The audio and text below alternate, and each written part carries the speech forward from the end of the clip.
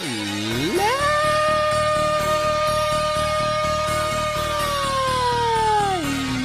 and gentlemen,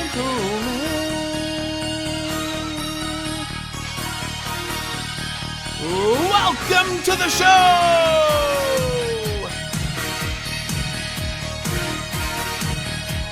I am your host, Andrew Illy!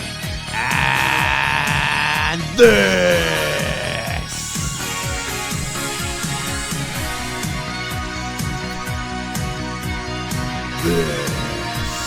is the Ball of Truth, episode 65. Thank you very much for joining me. Wherever you are around the world, wherever you are, you silly motherfuckers. Thank you again for joining me. Oh man, I've had a very good weekend, man.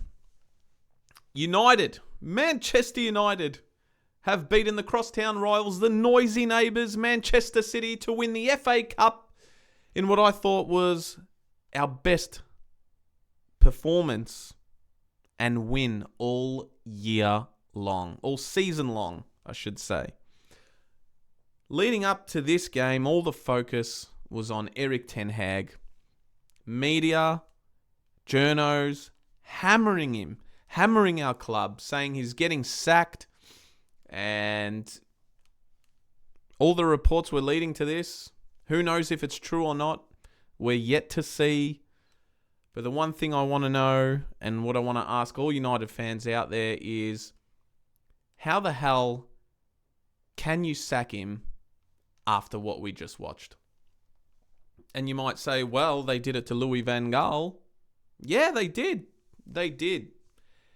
And I thought it was wrong for them to sack him, and I didn't like it one bit. I wasn't happy with that, man. And after what I saw on the weekend in the FA Cup, I mean, you got to be kidding yourself if you want this man sacked. I don't always agree with his tactics, man, and his team selections and this and that.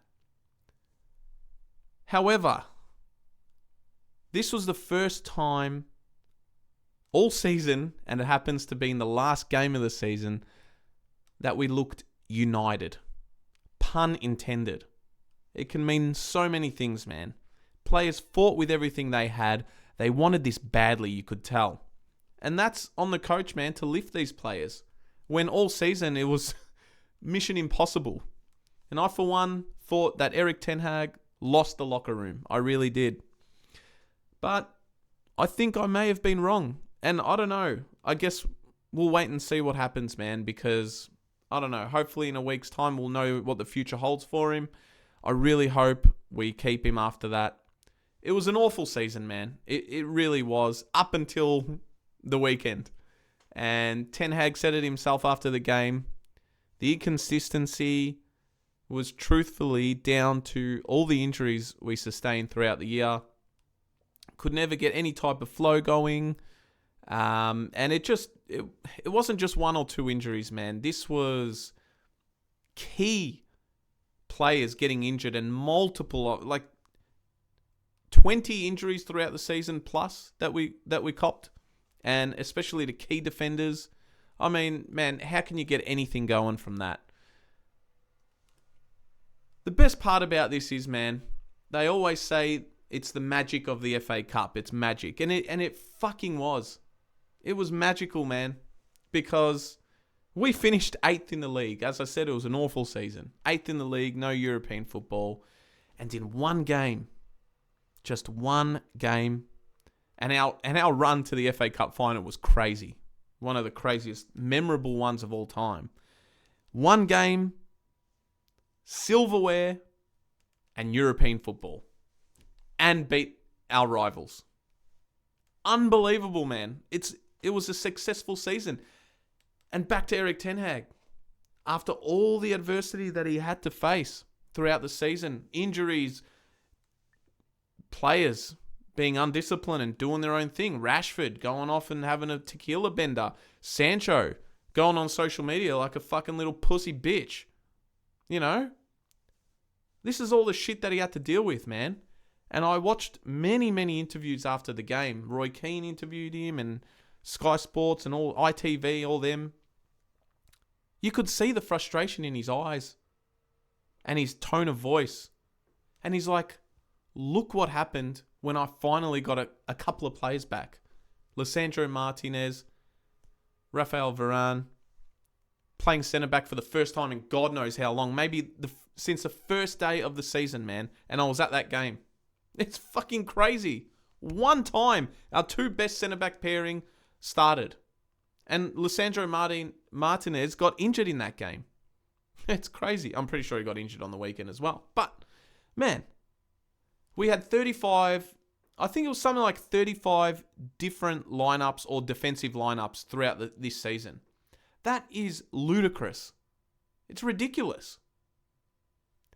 Who do you boil that down to? I don't know. Fitness staff, strength and conditioning, blah, blah, blah. Kind of the same shit that Carlton's gone through in the AFL. Regardless, man, he had very bare minimum bottle of the barrel squad to deal with. And when things are going shit and they're not going well, it's contagious, man, and it just leaks every week. Bad habits form and bad things happen, and it's hard to stay focused. But the boys rallied for one game. Just one game, man. And we 100% deserve to beat Man City. Whether or not they just had a bad day, whether or not they were hungover from their Premier League success and, winning the title last week, I don't know. But that was what I was hoping for. I'd hope would catch them on a bad day. Because they are the best team in the world. They are, man. It's simple as that. They got the best coach and probably the best team in the world. So to beat them with the whole crazy season that this was and our squad, it's unbelievable, man. I'm fucking loving it still. 2 teenagers kicked our goals this game. We'll get into the review. It's amazing stuff, man. It really is. But before we get into the game, guys, follow me on all social medias. balloftruth_pod on X, balloftruth.pod on Instagram, TikTok, Facebook, and our home is YouTube. Links are in the descriptions. Hit that like button, subscribe to the channel. For my international viewers, I haven't done a United review in a long time. Long time, man. I got sick of it. It was impossible to review, let alone just the times that we face here in Australia when the Premier League's on, or the soccer in general, football. It's hard, man. But I'm like, fuck it. I'm going to review this one. Our lineup for this game. Bruno Fernandes was up top, and behind him was Rashford, Scott McTominay and Garnacho, Alejandro, Kobbie Mainoo, what a superstar, and Amrabat in midfield, Diego Dalot left back, Martinez and Varane centre backs, and Wan-Bissaka right back with Onana keeping. No Casemiro. Whether or not he was injured, whether or not you believe the reports that he was hurt, that he was left out of the squad, I don't know, man. I don't know what to believe. There's too many fucking bullshit stories out there. But, you know what? If he wasn't hurt and Ten Hag has just said, nah, fuck you, you're out of the side, well, it is what it is, man. He's ruthless. He's done it to many people that I haven't agreed with, and some that I have. Sancho. But there you go, man. That was the lineup. So I was happy with that. I was confident that we could. I had this feeling all week, man, that, we've got nothing to lose. And they brought that attitude into this game, man. First half. This kicked off straight away. In the first 30 seconds of the game, there were 2 massive moments. First, Bruno, off a Scott McTominay header right in the dead centre of midfield, has volleyed a pass over the top of Man City's defence to an on-running Rashford who got him behind, but he's kind of scruffed his first touch. He was through, but Kyle Walker was very fucking quick here. He's too quick, and Rashford's touch let him down a little bit. Keeper got it straight up the other end. Immediately, Man City counter-attacked. KDB, Kevin De Bruyne, Haaland were involved. Foden got involved. Ball crossed to Haaland. Lisandro bodied him out. and they're screaming for a penalty here. Haaland's gone down. Scary moment for us. I'm like, oh, don't tell me VAR is going to get involved and this bullshit's going to happen. Thankfully and rightfully, they did not give this penalty. And we survived that moment. I'm like, oh, here we go. Because that was in the first minute. I love the tone of Bruno going for it straight away. Dictating tempo and said, fuck this. We're just going to go on the attack anytime we can. I love that. But then we nearly copped it on the other side. City had a few moments in their attacking box later, which were cleared. No shots on goal or at all up until this point. They were just balls into the box where I think Martinez cleared one with a nice header. If he didn't, Haaland would have been on the end of it, and Kobbie Mainoo cleared one as well. The big moment came in the 30th minute. Dalot with a long ball over the top of Man City's defence. Confused by the bounce, Guardiola has headed it past Ortega, and Garnacho continued his run and has just got the easiest of tap-ins of all time. 1-0 United goal, unbelievable scenes, and he just pounced and got in behind and scored. Just like that. Couldn't believe it. I was losing it with the boys. We were up and about. We're like, fuck yeah. And we deserved it, man. We deserved that goal. Our structure, our discipline, our organisation and tactics. Eric Ten Hag, masterclass tactician in this game. We played so well. And we held our structure very well. And this led to this goal, man. 1-0, Garnacho, Alejandro Garnacho, 1-0. Fantastic stuff. Bernardo Silva had their first shot of the game, which was on target. It was a long-range effort, straight to Onana, straight after the goal. Comfortable save for Onana. Moments later, Rashford, disallowed goal for offside. Varane put a ball through to Garnacho, who drilled it low and hard across the box. Rashford, first-time finish. Empty net, celebrations, short-lived because it was offside. But we were buzzing at this stage, man.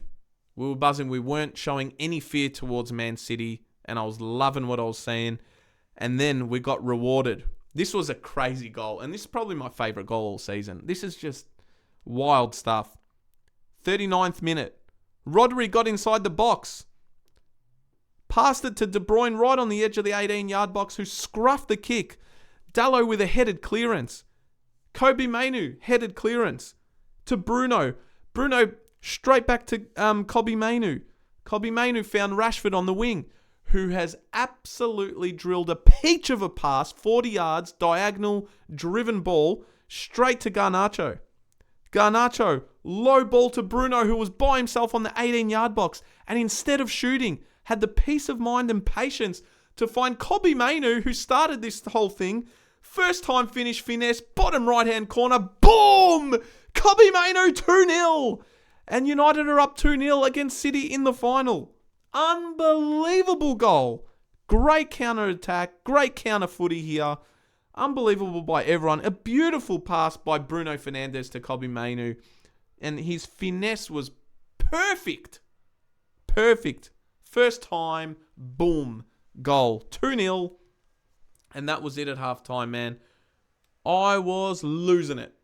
Absolutely loving Kobbie Mainoo. Loving Garnacho. Loving Bruno here. Rashford was fantastic with that ball.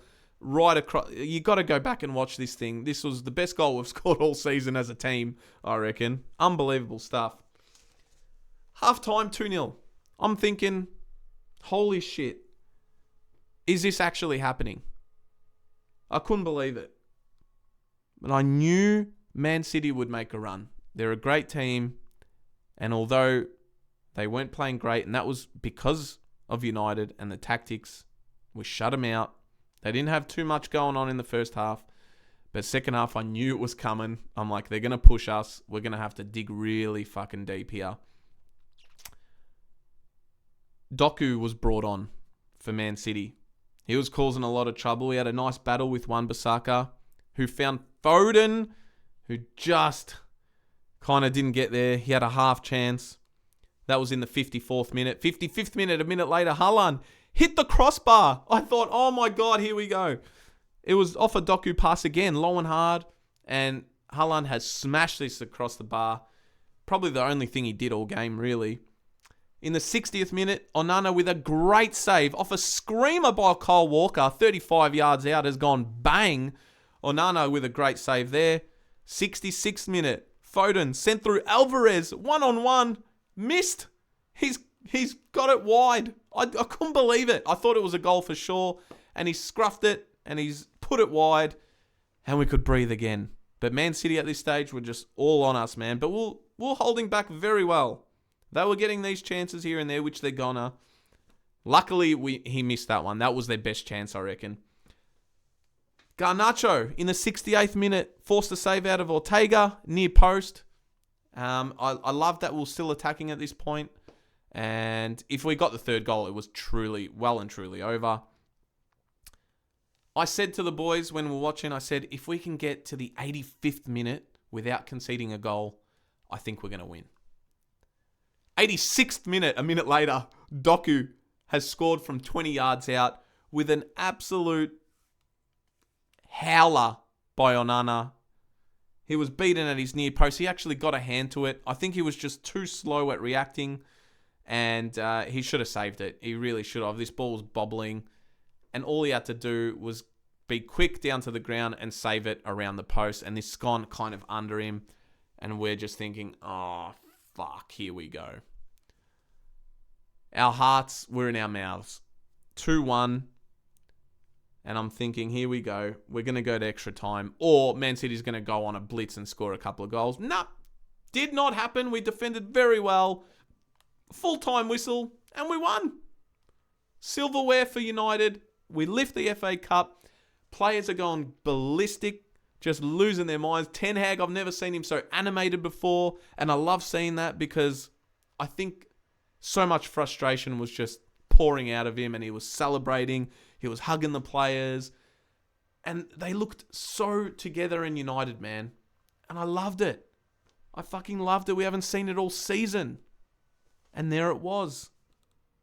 So how, after that, can you sack him?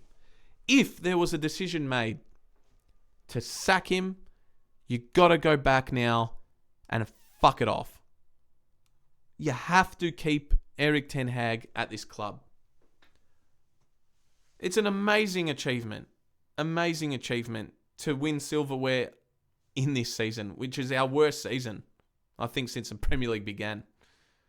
And I was so happy, man. Seeing the joy on the players' faces. Kobbie Mainoo, I mean, you are a fucking superstar, young lad.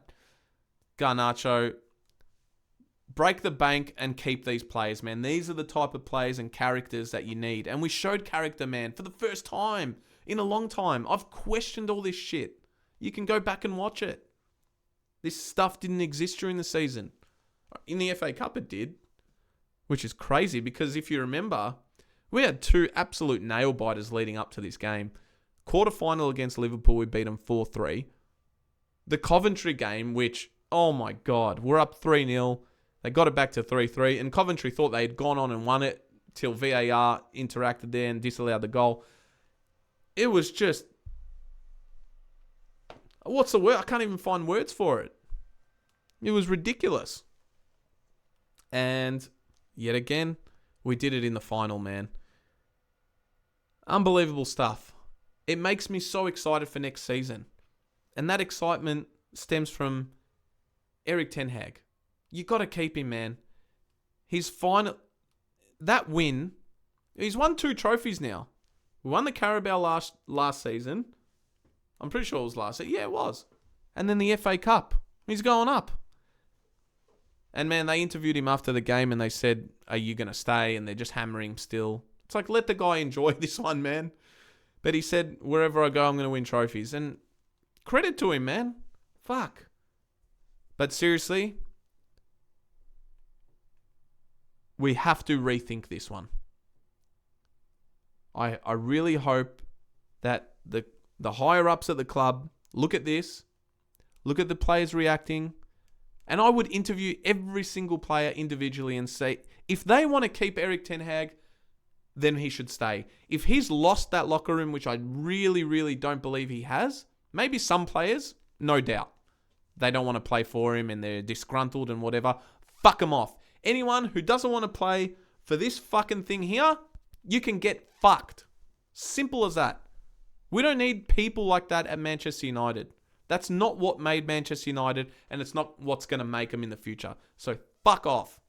Casemiro, Rashford, all these players who are up in the air and they don't know what they want, decide now, man. If you're in it for the long haul, you stay.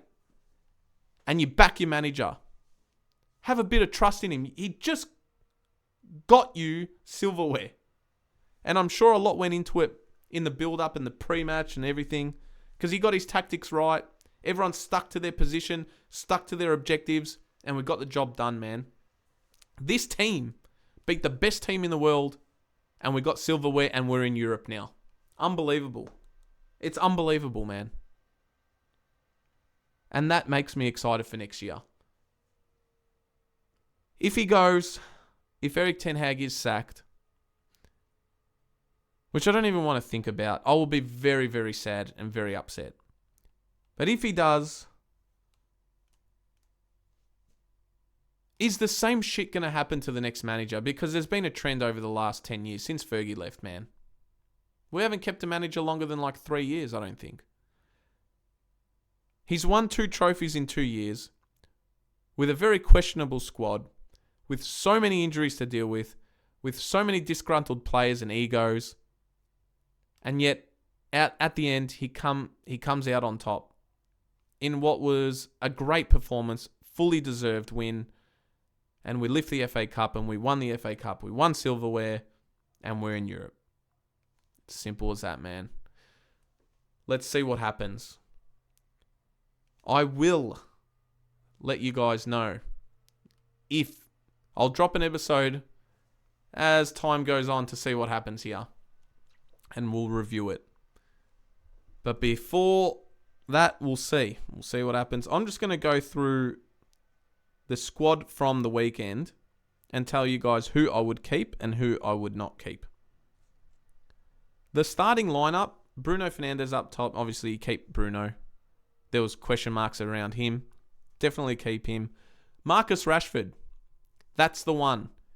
Marcus, he deleted his social media recently, I think right after the game, which I love. I love that. Now stay off it, man, because that shit is toxic. Fuck off. We know Marcus loves Manchester United.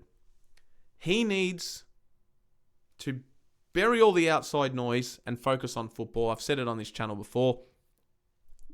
I think if he's keen to stay, keep him. Any slight doubt, and if he fixes his attitude and shit, keep him. If not, you got to go, man. We can't have the negative energy in the club. Scott McTominay, you got to keep him. He's a good, versatile player, and he scored 10 goals this season.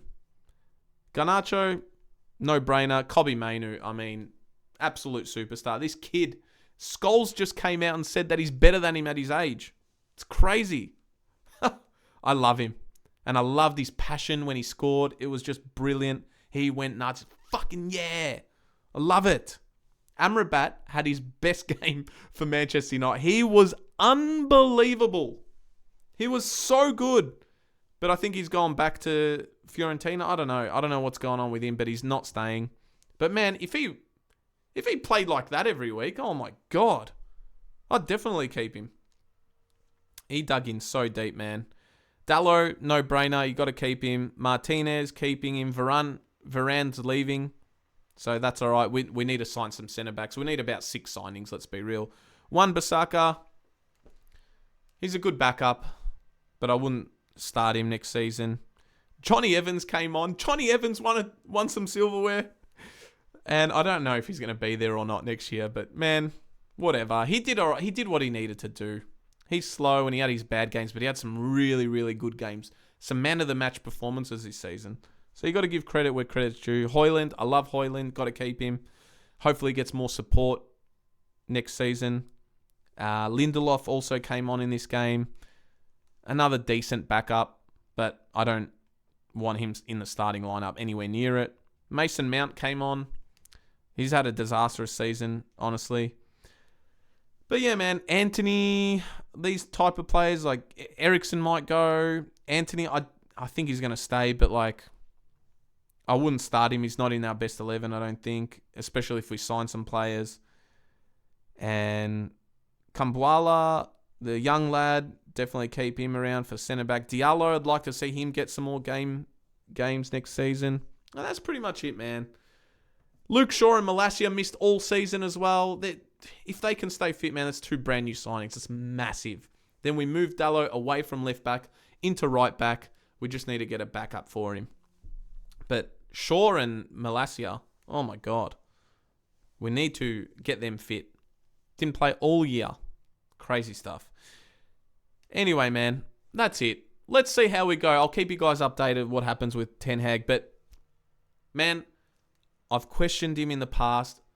I was suspect of his team selections throughout the year. Questioned his tactics and this and that. Just a whole bunch of shit. But at the end of the day, man, what I saw on Saturday, we got to keep him. If they've made a decision, change it. That's my view. That's my opinion. The media's just absolutely fucked us all year. Fuck that. It will set a massive, massive example and give high bloody confidence to this side. If we turn around and be like, no, we're backing him. That would be huge for our club. Huge. And Radcliffe, who owns 25% of the club now, hopefully he fixes that stadium. Or we get a brand new stadium because it's leaking still. Got to fix that shit. I don't care if we have to play at Wembley as our home for a bit till the stadium's ready. He's slowly getting things going. He also... I loved hearing this. When he took over, he said... He looked at all the stats of how the admin is doing behind the scenes. Not the players. This is the staff. All the staff, the admin, everyone. There was like a 25 to 50% decrease in work activity. And that's because of COVID and everyone working at home. He has made it a rule that it is compulsory to come into the office to work. No more working at home. Probably exceptional circumstances, whatever. But made it compulsory to come in to the office and do your job. Because all the stats we're lacking in. That sets a great example, man. And he said, if you don't like it, see you later, there's the door. I love it. Ruthless and effective. So he's already starting to make some changes and build that culture back up from what we loved. And I think it's so necessary and important, man, because we were going off the rails. We really were. And if you have a good back office and a good head office, man, that penetrates the team. All positive energy. It all starts with that, man. And above. The Glazers, that's another problem. Who knows if they're ever going to give full ownership to Radcliffe. We'll see about that. But things are looking good, man. I'm actually excited for next season now. But then again, I know I had that same mindset last year. And look at the year we had. But it ended well. And it was a successful season. You got to give it to Erik ten Hag to putting up with all that bullshit. Well done. Up the fucking Red Devils. And that's it, man. That's it from me.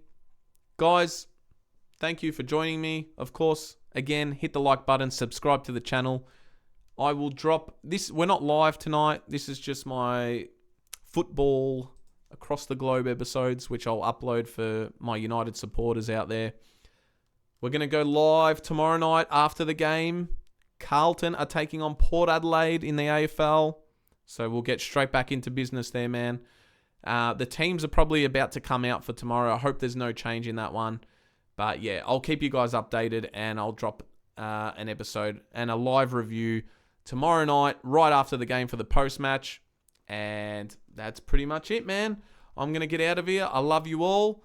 And that's it. I'm out. Adios. Goodbye. You know what, man? Before I go, have a look at... I saw the City supporters, celebrating. There's so many of them, man. They're celebrating their title win. Ooh. A lot of empty seats, man. Fuck off. You fake plastic fucks. Come on, United. See you later, guys.